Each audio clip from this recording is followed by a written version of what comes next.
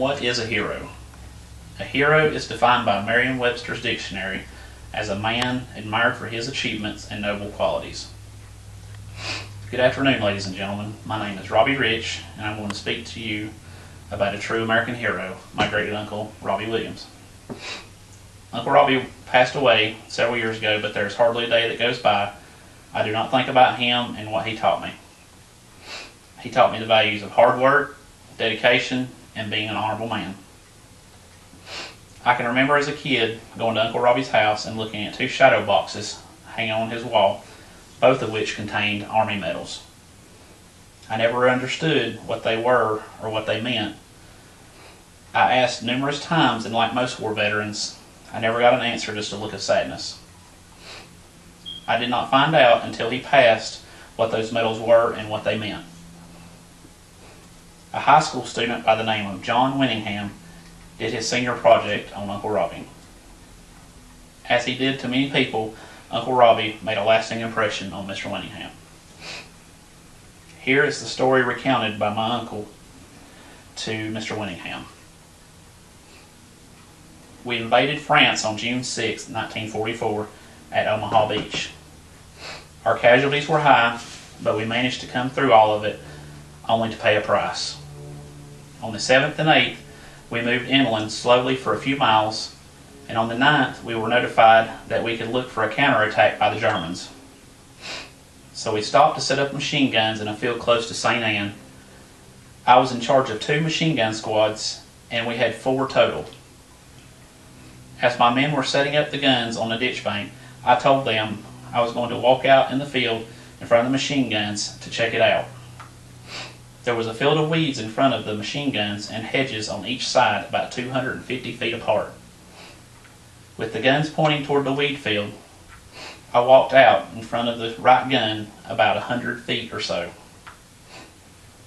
While I was out there, I spotted a German patrol of 6 or 7 men walking toward me.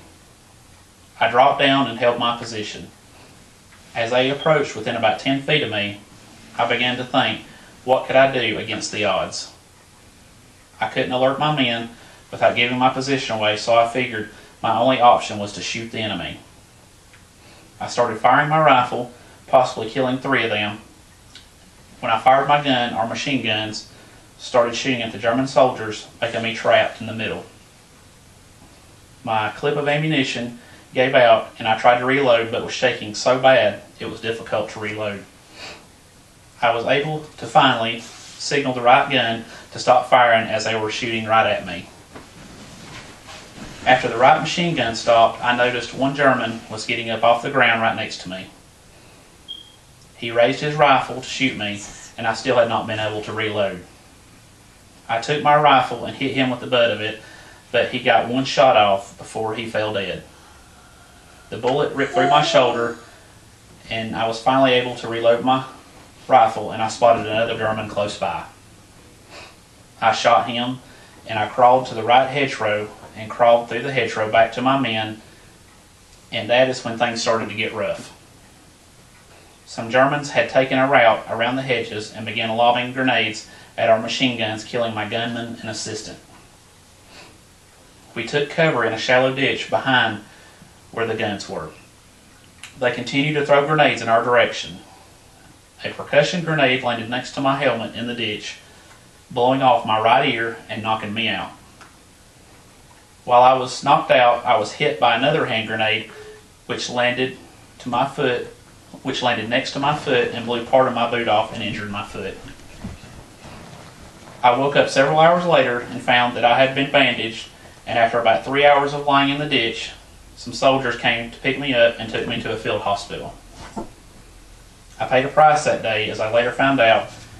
I was shot twice, lost my right ear, had my foot damaged, and had a total of 9 wounds on my body, not to mention losing some of my friends and soldiers.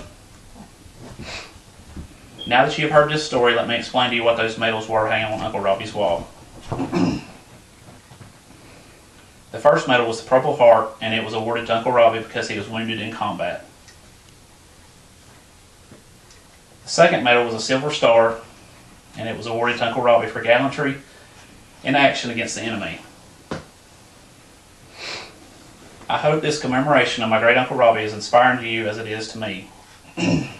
Uncle Robbie was a great man, and we all could learn something from him by the way he lived.